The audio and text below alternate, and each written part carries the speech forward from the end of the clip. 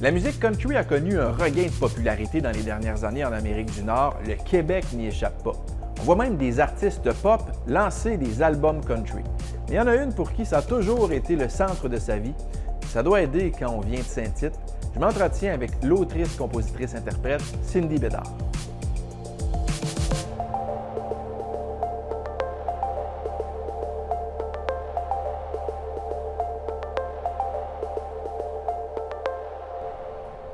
Cindy Bédard, salut. Salut. Le country est vraiment populaire, hein?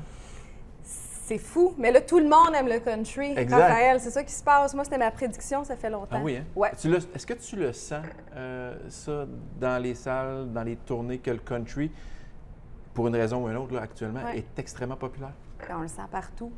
Il y a même l'esprit country un peu partout. Là. C'est plus une affaire de, justement, là, de « Ah, moi, j'aime pas le country » ou « On se cache, on trouve ça quétaine ». Non, non, là, il y a comme... Les gens assument leur fibre country, tu sais, puis c'est c'est partout, là, je veux dire, pas juste en musique, avec la danse en ligne, avec la façon de s'habiller.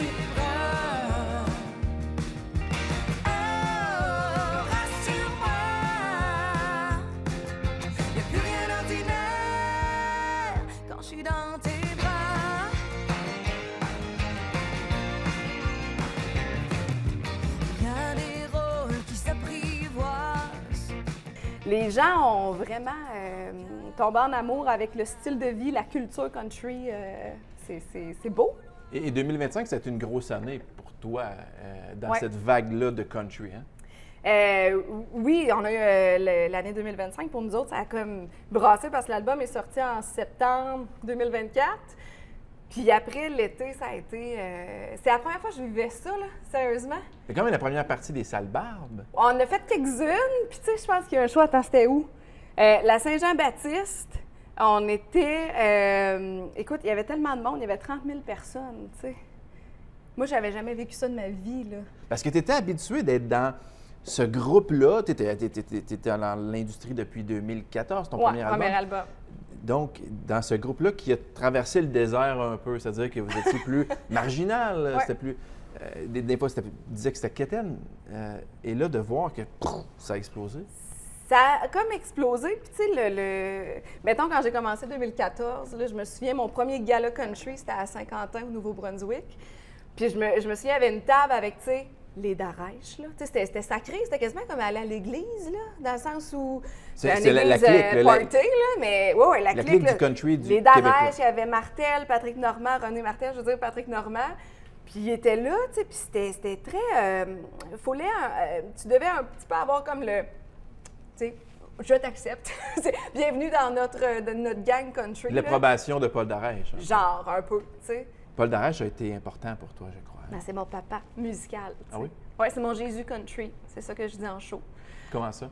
Bien, il a tout fait la différence, parce que justement, à cette soirée-là, ça a cliqué. Puis, tu sais, mon premier album, 2014, il y a une tune que j'ai écrite pour mon père.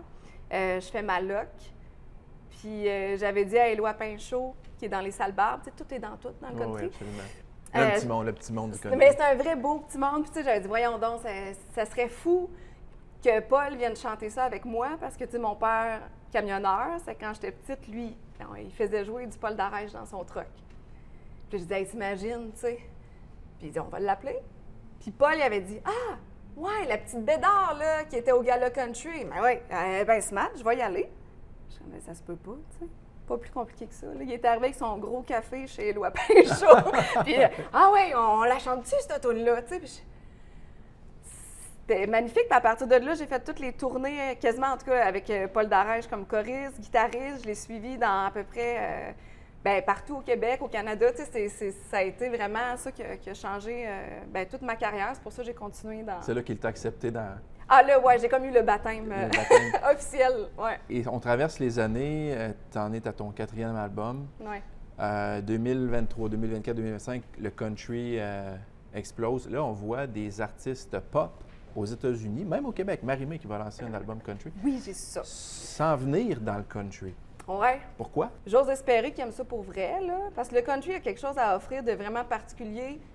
Puis c'est tellement tough. Tu sais, la vie ces temps-ci, là, en général, je pense qu'on a besoin de cette musique-là. C'est que, tu sais, Marie-Mé, même si ça peut avoir l'air de l'imposteur, là. Je sais pas ce que ça aurait fait avec Darèche, là. J'ai pas appelé Paul savoir. T'es-tu d'accord? Parce que toi, c'est un peu le country original, là, si on Ouais, veut, c'est tu sais. sûr que j'ai encore j'ai les deux pieds là.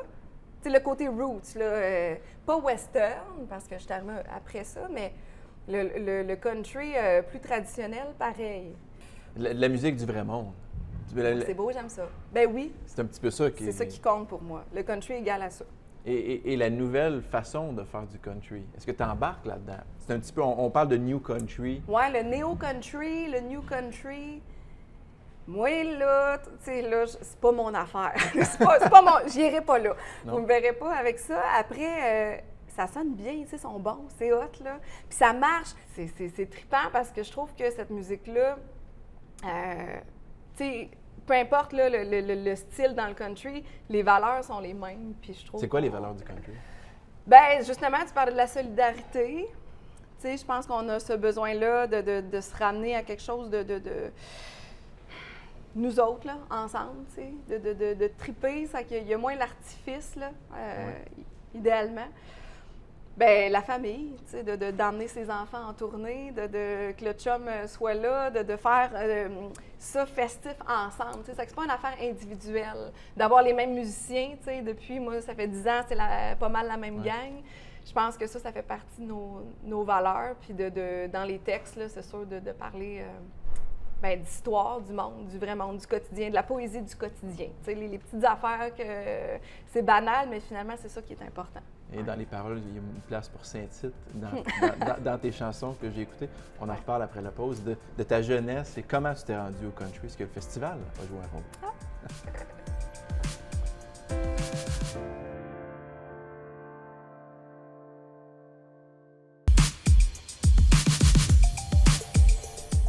Cindy, donc, tu as grandi dans la capitale, disons, du country au Québec, Saint-Tite. Ouais.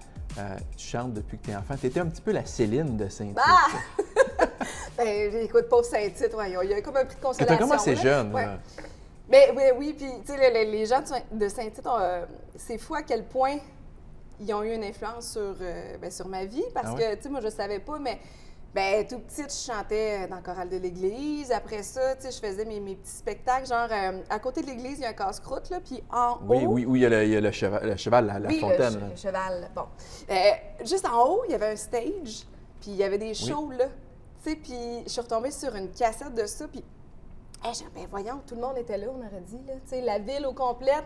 Puis je réécoutais, puis c'était peut-être pas si bon que ça, là, on s'entendait, t'es genre, tu sais, t'as 13 ans, t'étais avec ta guide, puis je faisais des compos, là. Je chantais déjà mes chansons, là. Il y avait une affaire de tous les gens de mon village, je me souviens pas trop. Ça, c'est au secondaire, mais au primaire aussi, là, tu chantais déjà. Ouais. Ça m'intrigue, cette petite cassette-là. Ah oui, oui. C'est quand même magnifique, là, l'histoire de cette petite cassette-là, puis le support de ta famille aussi. Oui, ça, c'est vraiment magnifique. Tu sais, mettons, moi, je suis fille unique, là. C'est que ma mère, Lynn, papa Gaétan, tu sais, ça a toujours été...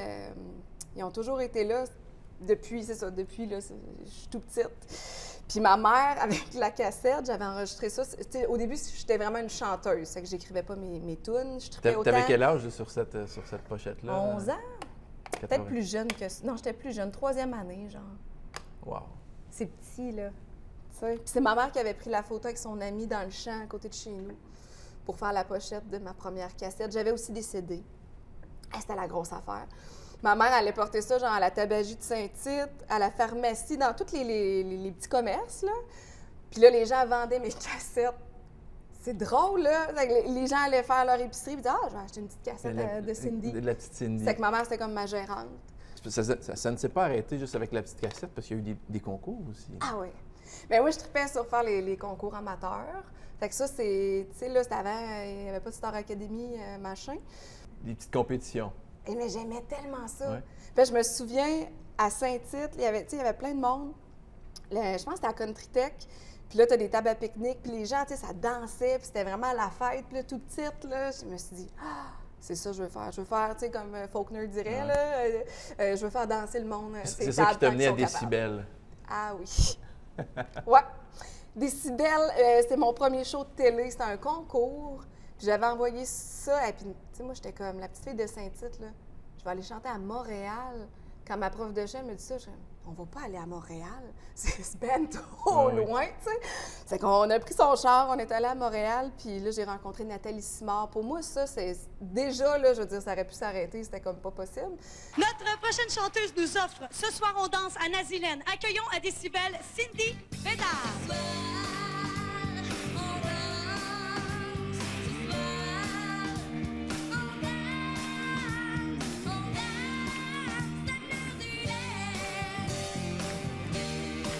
Ouais. Puis j'ai réécouté ça là, ce matin avec les enfants, puis j'étais comme, c'est capoté. Comment tu t'es trouvée?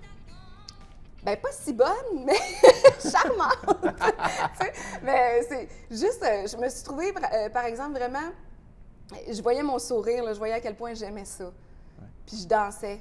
Tu sais, j'avais le goût. Déjà, tu sais, j'allais voir les musiciens. J'ai fait, OK, déjà, ben oui, j'avais ça en dedans de moi, c'est clair. L'impact, l'influence du Festival Western, ça a été quoi sur toi? Parce qu'on ne peut pas dissocier Cindy Bédard un petit peu du Festival Western. Saint-Tite, c'est ça, tu sais. Est-ce que ça a eu un impact sur toi? Bien, c'est sûr que oui.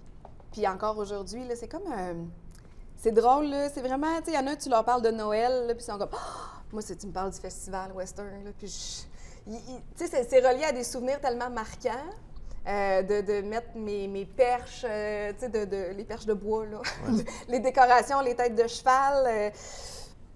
C'est trop de souvenirs, puis c'est pas juste la musique country, mais c'est vraiment l'effervescence d'une communauté, tout ça qui se rassemble, d'avoir de la visite chez vous qui arrive avec des chapeaux puis des bottes, puis d'un coup, tu fais comme « ben voyons, on est donc bien hot », tu sais. Ça a influencé, c'est sûr. Voir le ciel, la Californie, puis les étoiles, 24 carats, et trouver seul que tu serais loin d'ici, et briller comme une star du cinéma, de Hollywood jusqu'à Rwanda. Tu es allé faire un petit tour sur ton site web, Cindy. Tu dis de ton dernier album, dans une description, là, qu'on retrouve une artiste plus incarnée, la totale de l'œuvre, comme un miroir fidèle à la réalité. Ah oui? Ça, c'est l'album ton album le plus assumé? Bien, on dit tout le temps ça du dernier. C'est comme le petit dernier. Je pense que ce que j'ai réussi à faire, mettons, avec les 4 albums, c'est que c'est tout le temps un portrait vraiment comme une photo du moment qui est super authentique, là, sincère, mettons. Cet album-là, ça racontait ce que j'étais exactement à ce moment-là, sans rien d'autre. C'est que oui, pour ça, l'album, je dis ça à personne. Il y a des zones où je suis allée aussi dans cet album-là où je n'étais pas allée avant. Mais pour être honnête avec toi, mettons, j'écris un autre album, sûrement que je vais dire encore ça. On est bien fatigués à les sortir. Je vais encore dire « Ah oui, mon 5e, c'est le plus assumé, le Raphaël. » Mais c'est qu'en même temps, c'est tout le temps vrai. Ouais. C'est que si tu le fais de cette façon-là, tu crées en fonction de ce qui est réellement présentement. C'est que c'est pas un personnage. C'est Cindy Bédard à ce moment-là. Elle est assumée là, puis elle va être assumée dans 5 ans. Oui, bien, je pense que c'est un peu ça aussi, cette musique-là. Ouais. On va parler de l'avenir de la musique dans quelques minutes. Je suis curieux d'avoir ton avis là-dessus, sur l'avenir de la culture, l'avenir de la musique. Oui.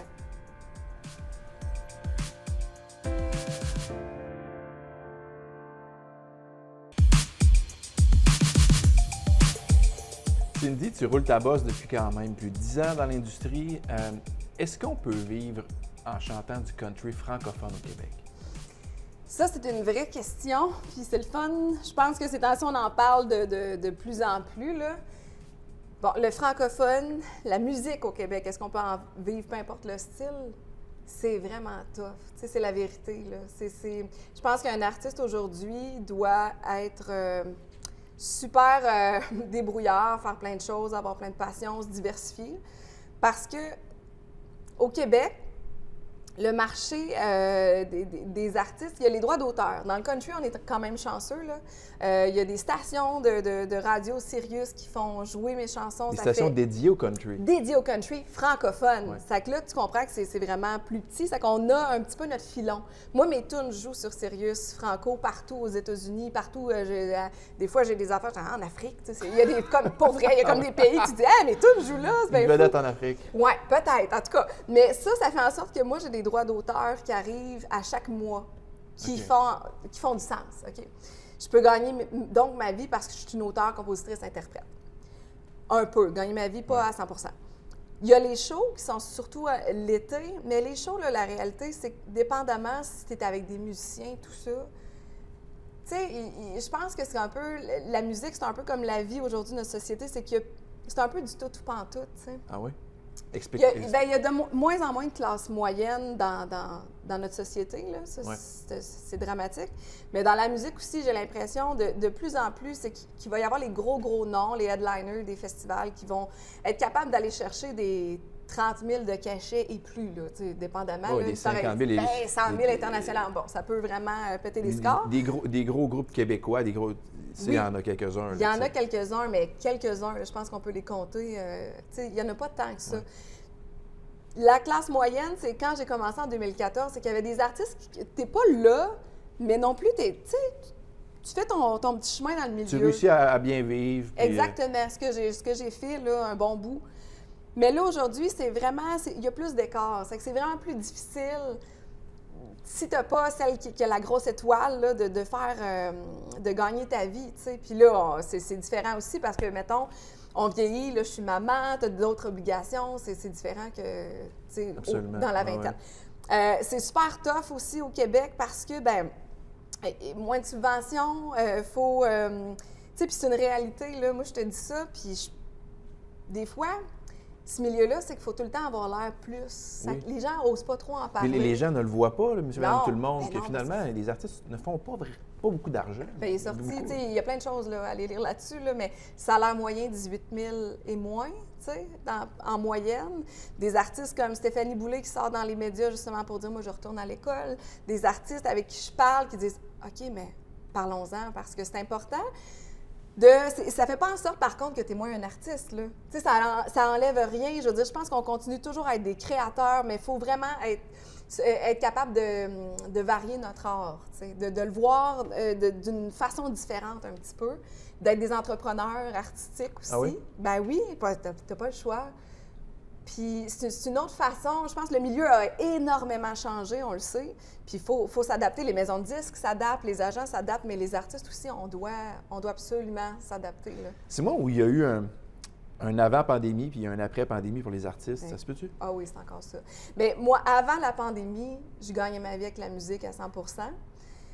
Puis après, ben, tu sais, de la roue, avant que ça recommence complètement, ça a été long, mais les habitudes aussi, là, tu sais, Les habitudes ont changé. les producteurs de spectacles, là, ils disent aussi, là, la façon de vendre les billets, c'est différent, les gens attendent à la dernière minute, Ah il y a oui? plein de facteurs, là, il y a plein Les de gens, facteurs. est-ce qu'ils vont moins dans les salles qu'avant? Ben, je pense que c'est encore là, c'est différent, peut-être plus dans les festivals, Ouais. parce qu'il y a une question de budget aussi. Mais encore là, dans le country, on est un peu béni. Exact, parce qu'il ouais. y a quand même une bonne base des gens de country, des festivals, et les gens payent pour aller dans les salles. Ils sont fidèles à Oui, vous. ils sont fidèles, le monde du country, encore. Ils achètent encore des cassettes. Ils achètent encore. Non, mais sérieux, Oh oui. des fois, c'est arrivé encore cet été. Là, je vais te prendre un CD pour mon garage, un CD pour ma maison, puis un CD pour tu sais, mon char, là, parce que oui. mettons qu'ils ont encore ça. Fait qu'on vend encore des albums, mais c'est fragile, c'est un milieu, il faut faire attention. Puis, tu sais, on parle du country, mais aussi de la musique francophone. Moi, je sens une fragilité, puis on dirait que j'ai envie de défendre ça de plus en plus, d'en parler, parce que notre langue, on le sait, il faut se battre pour la garder en vie. Les artistes, les nouveaux artistes qui arrivent, ben, d'écrire des chansons en français, de le valoriser, ça, puis d'acheter notre culture. Là, ces temps-ci, là, fin d'année, on a nos résultats Spotify, Oui. Apple. Puis c'est drôle parce que j'ai regardé ça, puis je me dis, ben, même nous, on s'écoute pas tant. Tu sais, souvent, les gens vont partager ce qu'ils ont écouté, mais c'est Tout de l'anglophone. ben oui, c'est de l'anglophone, ça vient pas de chez nous, là. C'est que moi, ce qui m'a fait écrire des tunes, c'est vraiment la musique québécoise, nos auteurs ici. Je trouve qu'on a une façon d'écrire les choses, c'est riche, puis je veux préserver ça. Mais il faut se battre plus qu'avant. Ça fait partie du consommé local, ça aussi. la Puis on n'est culture. pas les seuls là-dedans, mais je pense que c'est comme un cheval de combat c'est hyper important. C'est qu'il y a tout ça. C'est que si tu veux faire de la musique en français, au Québec, let's go. Il faut vraiment que tu sois... Bonne chance. Bonne chance. Il faut que tu sois hyper talentueux, oui, mais c'est pas ça, là. Il faut que tu sois résilient, mais il faut... Très persévérant. Ouais, il faut que tu fasses autre chose. En terminant, si ton fils te dit qu'il veut devenir chanteur, Cindy, qu'est-ce que tu vas lui dire? Quel conseil tu vas lui donner? Bien, je serais super fière. Puis, j'y dirais, tu sais quoi, j'ai pas grand-chose à y dire. Puis, il y aurait tout ce qu'il faut, en plus, mon loup, faire ça. C'est de suivre ce qui se passe en dedans. Tu sais, c'est juste plus fort que nous autres, anyway, quand t'as ça. Puis, tu fais ton chemin. C'est une affaire d'instinct. Puis, Et la maman en toi, sachant que c'est difficile? Ah, mais c'est difficile, mais c'est magnifique. Ouais. Je ferais aucun autre choix, tu sais. C'est magnifique. On fait des rencontres, la musique est là pour rester, moi j'y crois vraiment. Il y a des vagues, comme dans tout. Le country n'a pas été toujours aussi populaire, mais tu sais, la musique francophone, je pense que ça va reprendre l'expansion. Puis je serais vraiment fière que mon fils fasse ça. Je serais pas inquiète non plus. Je pense qu'il va toujours avoir de la place pour la bonne musique country francophone au Québec. Cindy Bédard, merci beaucoup. Merci, Raphaël.